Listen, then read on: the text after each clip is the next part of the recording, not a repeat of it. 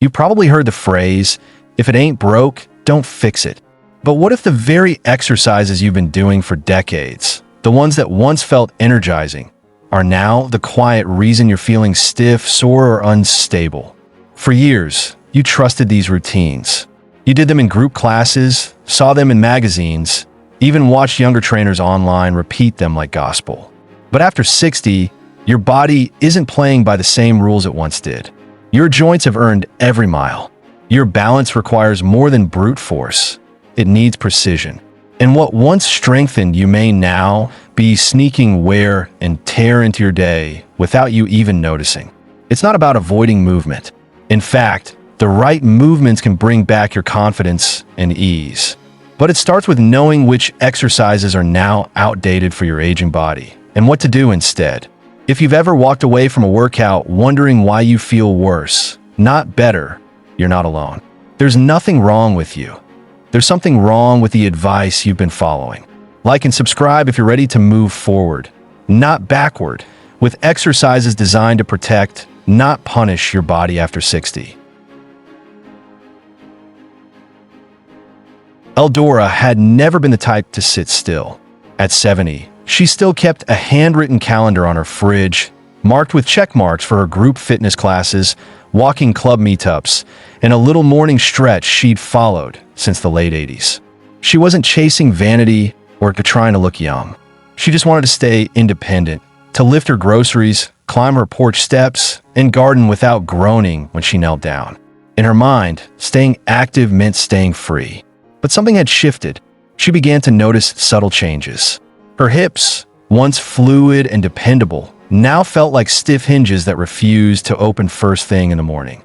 She started waking up in the middle of the night, not from noise, but from an odd aching in her back that pulsed deep beneath her ribs. During her beloved stretching routine, she realized she was holding her breath more than she used to, bracing for something.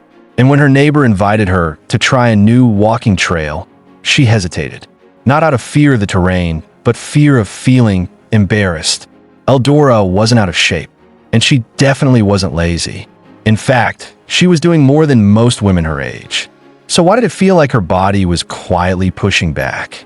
That's when she began to reflect, not on her motivation, but on the moves themselves.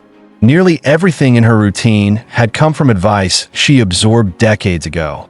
Her floor stretches, her arm circles, even her wall sit challenges, all pulled from a time when her joints were younger, her spine more forgiving, her recovery faster.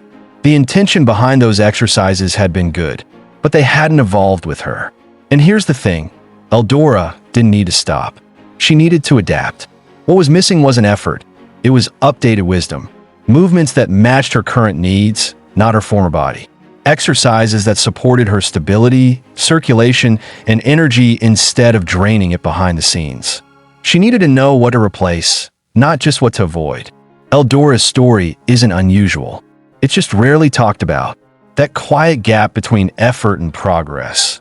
The one where older adults feel like they're doing everything right, and yet still feel off. That's where this conversation begins. Because aging well isn't about doing more. It's about doing what fits who you are today. Exercise 1. Wall sits held for too long.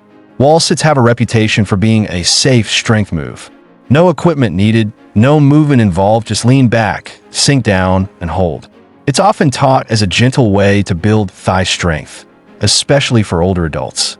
And for a while, Eldora believed it was helping her stay strong. Her senior center instructor praised it every week, saying, if you can hold it for 1 minute, you're golden. So Eldora did, religiously. But here's what no one warned her about. She started feeling a slow, burning ache around the front of her knees. Not sharp, not alarming, just uncomfortable, especially when she stood up after the hold. Some days, it lingered all afternoon, especially if she had errands. Her thighs would shake by the end of a session, and her knees would feel hot, almost inflamed. At first, she thought she was just feeling the burn, like the instructors used to say. But deep down, she sensed something wasn't quite right. What most seniors don't realize is that long wall sits can place a surprising amount of pressure on the knee joint, especially when held below a 90-degree angle. And that pressure doesn't just disappear when the hold ends, it lingers, especially in aging tissues. The knee joint is a complex structure, and as we age, the cartilage between those bones naturally wears down. Long duration hold in a fixed, bent knee position reduce blood flow, strain the patellar tendon, and compress the joint surfaces. This is especially risky for anyone with even early-stage arthritis, thinning cartilage, or reduced joint fluid. In other words, what felt like a controlled, quiet exercise was secretly stacking pressure on Eldora's already sensitive knees. And she's not alone. Many older adults who perform wall sits as part of their routine, especially if they try to push themselves to last longer, experience post-exercise knee soreness, stiffness when rising from chairs, or a dull ache that builds slowly over weeks. But because wall sits don't involve motion, they're rarely suspected as the cause. The fix doesn't mean abandoning leg strength. It means building it through movement that mimics real life. Smart swap. Instead of holding your body frozen against a wall, try chair sit-to-stand repetitions. Here's how. 1. Sit on a firm, stable chair with your feet flat on the floor. 2.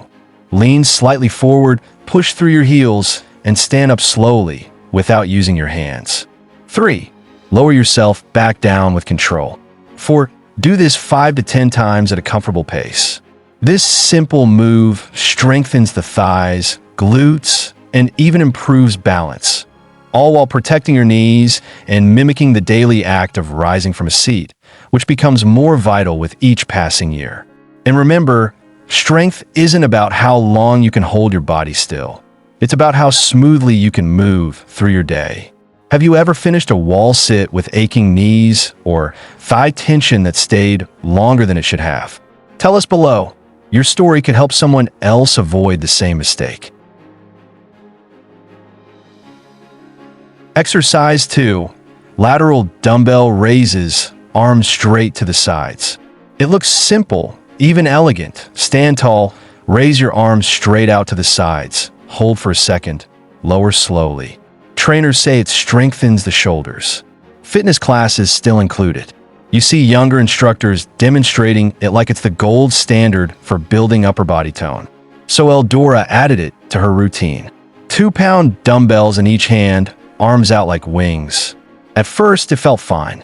But after a few weeks, something odd happened. A strange little pinch started showing up near the front of her right shoulder. Not sharp enough to stop her, but noticeable, like a door hinge sticking just a little. She chalked it up to aging. But the sensation didn't go away. It traveled into her collarbone area, then her upper arm. Eventually, she started avoiding reaching high into cupboards. Not because she couldn't, but because she anticipated the catch. What Eldora didn't know, and what many people over 60 are never told, is that raising the arms straight out to the sides, especially while holding weights, puts the shoulder joint in a vulnerable mechanical position. It places stress directly on the supraspinatus tendon, part of the rotator cuff, which is already prone to thinning and inflammation as we age. You see, the shoulder is one of the most mobile and least stable joints in the body. As we get older, that mobility comes with a trade-off. We lose cushioning, joint fluid decreases, and the tissues become more fragile. So when you raise a weighted arm out to the side, you may be pinching tendons against the bony roof of the shoulder without realizing it. Over time, that can lead to impingement syndrome, persistent inflammation, and even frozen shoulder, a condition that can limit your arm's range of motion for months. Eldora didn't injure herself by accident. She followed what everyone else was doing. She did it slowly. She kept her posture upright. But her shoulders were giving her quiet warnings, and that small pinch was the first one. The solution isn't to stop training your shoulders. In fact, shoulder strength is crucial for independence after 60. It helps you lift bags, reach shelves, even steady yourself during a slip. The goal is to support the shoulder's function without triggering its weak points. Here's the smarter fix. 1. Bend your elbows to about 90 degrees before lifting. This reduces the lever arm and significantly decreases joint strain. 2. Alternatively, raise your arms forward instead of to the side, up to shoulder height. Front raises engage the same deltoid muscles, but avoid compressing the rotator cuff. 3. Use light weights or no weights at first. Focus on form and smooth motion. 4. If you feel any clicking, catching, or heat in your shoulder, pause. That's your body whispering before it starts yelling. This isn't about fear. It's about wisdom. There's a difference between challenging your muscles and irritating your joints. After 60, that difference matters more than ever.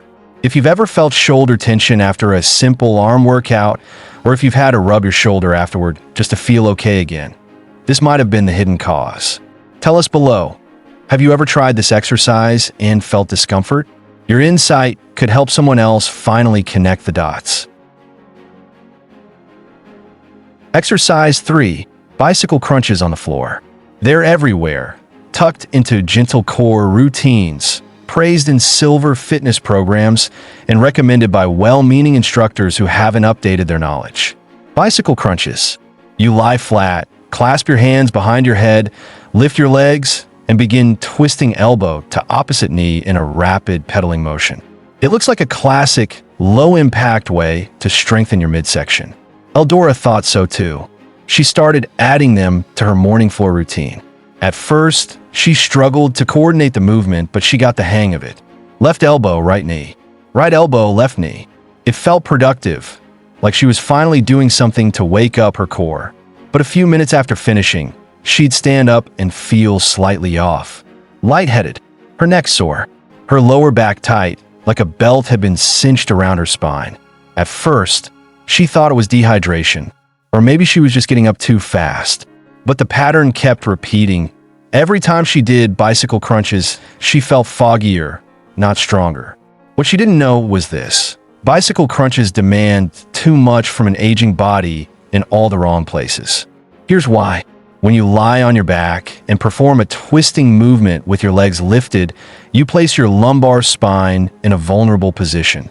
For people over 60, especially those with even minor disc degeneration or reduced core stability, this compresses the lower back and increases the risk of strain. The twisting motion isn't the problem.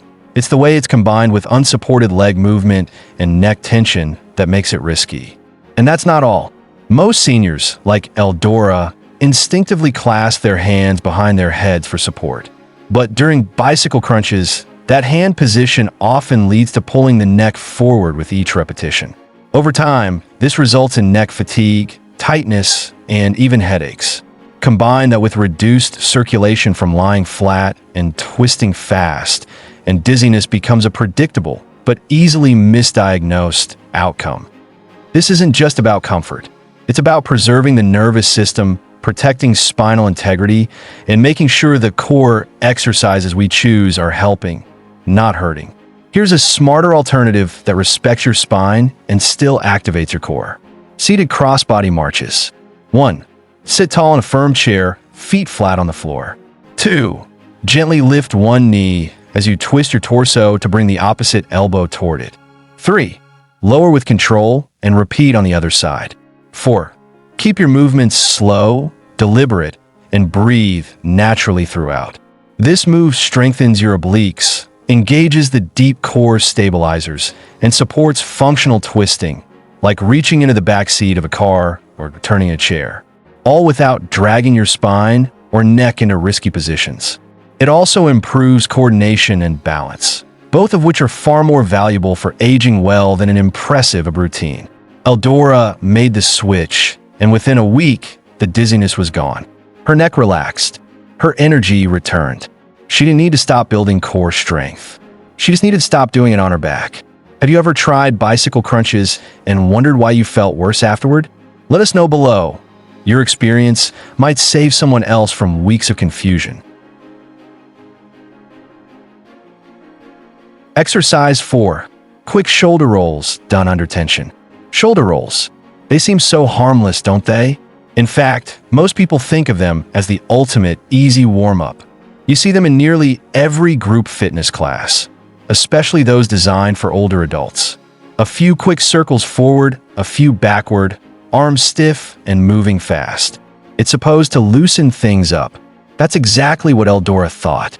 She would do 10 shoulder rolls before every walk, every chore, every time she got up from a long rest. It became a habit, one of those little movements you never think twice about. But soon, she began waking up with a deep tension near her neck, like a knot she couldn't reach. Some days, it turned into a dull headache that sat behind her eyes and refused to leave. She blamed her pillow. She even swapped mattresses. Nothing worked. It wasn't until her physical therapist asked what she did to warm up that the connection became clear. Here's the hidden problem.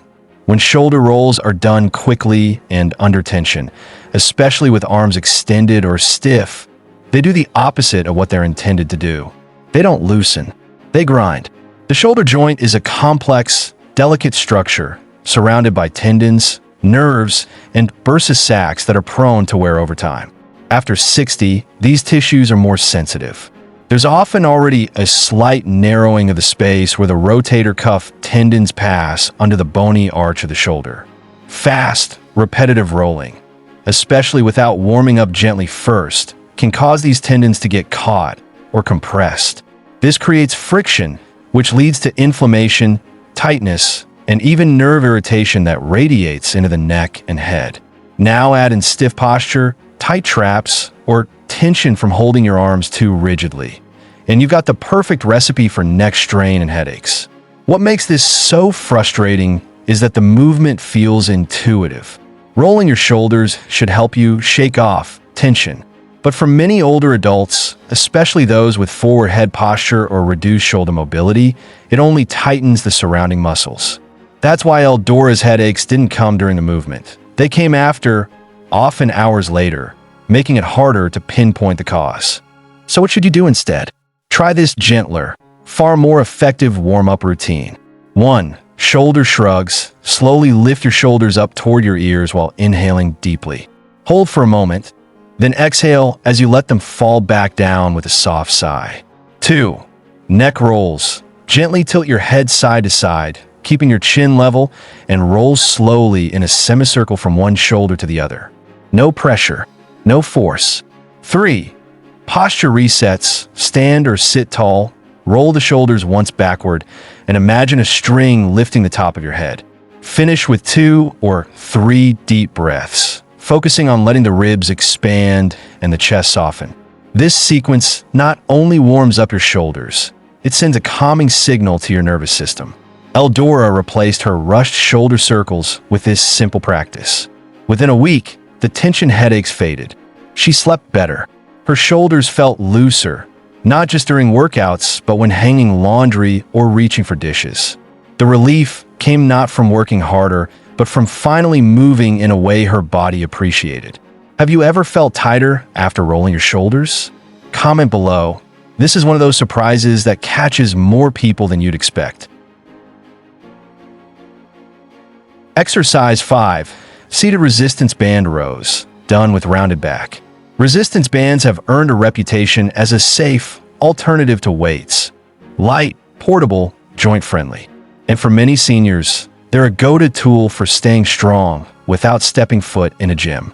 So when Eldora first started using hers, she felt empowered. Sitting on the floor with her legs outstretched, band looped around her feet, she pulled with confidence. She liked how it felt in her arms, even her upper back. It seemed easy, controlled, exactly what she thought her body needed. But gradually something shifted. She began feeling an odd ache in her lower back. Not immediately, but later in the day. It wasn't a sharp pain, just a deep, dull tension that made her avoid bending over. It crept in slowly, making tasks like sweeping the porch or carrying laundry feel unusually difficult. For a while, she assumed it was her mattress again, or maybe just age catching up with her. What Eldora didn't realize is something most people miss. It wasn't the band, it was her posture. The seated resistance band row, especially the version where you sit on the floor or in a chair and pull the band toward you, seems straightforward. But for older adults, it often invites a dangerous mistake, rounding the back. When you sit and reach for the band, it's common to curve the spine forward to get a better grip. Then, when you pull, the tension in the band actually amplifies the force on your spine, especially if your core isn't actively engaged. And here's the part that makes this so tricky. You don't notice the problem while you're doing it. The burn in your arms distracts from what's happening in your back. But over time, this repeated strain adds up, causing spinal fatigue, muscle tightness, and even nerve pressure that can travel into the hips or legs. For seniors, particularly those with osteopenia, spinal arthritis, or disc thinning, this kind of mistake can turn a helpful exercise into a source of chronic discomfort. Eldora's experience is common. Good intentions, poor positioning, unintended consequences. But there's good news. You don't have to give up your bands. You just need to change how you use them. Here's a safer, smarter alternative. Standing wall band rows. 1. Attach the band to a doorknob or stable hook at chest height. 2. Stand tall, knees slightly bent, feet shoulder-width apart. 3. Hold the ends of the band with palms facing each other. 4. Pull the band back, keeping elbows close to your sides and shoulder blades squeezing gently together. 5. Pause, then return slowly to the starting point. Focus on keeping your spine tall, chin level, and core lightly engaged throughout. It helps to imagine a string pulling you upward from the crown of your head. Not only does this version protect your lower back, it actively strengthens your postural muscles, the very ones that help you stand, balance, and walk upright. Eldora switched to standing band rows and felt the difference almost immediately. No more deep aches, no more reluctance to bend or stretch. She even noticed that her posture improved when cooking, less slouching, more comfort. Sometimes the most innocent-looking moves are the ones that sneak into most strain, especially when we're seated, focused on the effort, and unaware of what our spine is doing in the background. Have you ever used resistance bands and felt tight or sore in your back hours later? Tell us below. Your insight might save someone else the trouble of guessing. Eldora didn't have a dramatic transformation story. There was no single day where everything suddenly felt better. What she experienced was something far more powerful and far more real. It was quiet, subtle, a gradual return to comfort she didn't even realize she had lost. It started with one simple change. She let go of the belief that more effort always equals more results. For decades, she'd been told to push through, to keep going, to use it or lose it. But that kind of thinking hadn't just worn her down. It had silenced her body's early warnings. The moment she stopped trying to match her old routines and started moving in ways that respected her current needs, everything began to shift. She replaced wall sits with sit-to-stand repetitions, and her knees no longer burned when she got off the couch. She swapped out lateral dumbbell raises for gentler, joint-safe lifts, and the pinch in her shoulder, gone. Instead of crunching and twisting on the floor, she practiced upright core moves that made her feel stronger without dizziness or strain. She took a second look at her warm-up and made it slower, more mindful. And perhaps most importantly, she stood up for her spine by changing how she used resistance bands, focusing on posture over power. These weren't extreme changes. They were thoughtful, specific, and tailored to the woman she was now, not the one she used to be. In just a few weeks, the shifts added up. She found herself walking around the block with a steady rhythm again, not checking every crack in the sidewalk, not feeling like her body might betray her with a sudden wobble. Mornings became less about bracing for stiffness and more about starting fresh. Her sleep improved, not because she was exhausted, but because she wasn't sore. She didn't dread movement anymore. She trusted it. This wasn't about doing less, either. Eldora was still active, but now her routine was giving back, not draining her. That small but vital sense of control returned. She could lift her groceries without hesitation, reach for the high shelf without holding her breath, say yes to outings without worrying how she'd feel afterward. Her breakthrough wasn't flashy. It wasn't built on intense workouts or strict rules. It was built on awareness and the willingness to change. And that's the message for anyone over 60 still clinging to outdated routines. Your body's not the problem. The advice might be, strength after 60 isn't about proving something to anyone. It's about protecting the life you love to live on your terms. There's a quiet myth that's been passed around for years, especially to older adults. That pain equals progress. That soreness is a badge of honor. That if you're not pushing yourself to the edge, you're not really doing enough. But here's the truth. After 60, exercise isn't supposed to break you down. It's supposed to build you back up. If you find yourself finishing a workout and feeling more tired than energized, if you're stiff the next morning, or nursing little aches that never quite go away, there's nothing wrong with you. You're not weak. You're not out of shape. You're simply following movements that no longer match what your body needs.